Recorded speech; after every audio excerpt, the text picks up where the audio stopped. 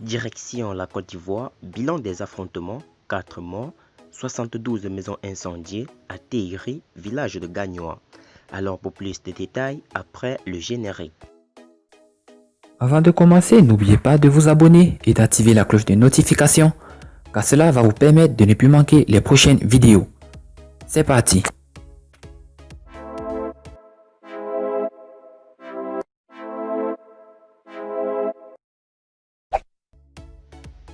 L'ambulance transportant des blessés prise pour cible par des inconnus embusqués. Le bilan des affrontements entre populations autochtones et allogènes du village de Téhéri dans le département de Gagnoa est lourd. 4 morts, de nombreux blessés graves et 72 maisons incendiées, dont 53 saccagées et pillées.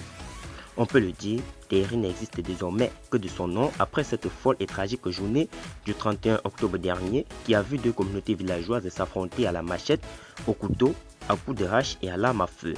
Le calme essaie de revenir à Téhéri, mais les quartiers Balakou, Téhéri, Zorogoro et Lebekou restent désespérément déserts, faute d'habitants et d'habitations, toutes parties en fumée pour les unes et totalement détruites, saccagées et pillées pour les autres.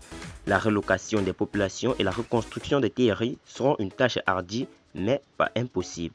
C'est en cela d'ailleurs qu'il faut saluer et encourager l'initiative des ressortissants de ce village sinistré qui ont aussitôt réagi en mettant en place un comité de pilotage dont la mission, on l'imagine, consistera à faire dans un premier temps l'état des lieux après ces affrontements qui ont occasionné de nombreuses pertes en vies humaines avant de songer par la suite à apporter des pistes de solutions aux problèmes existants.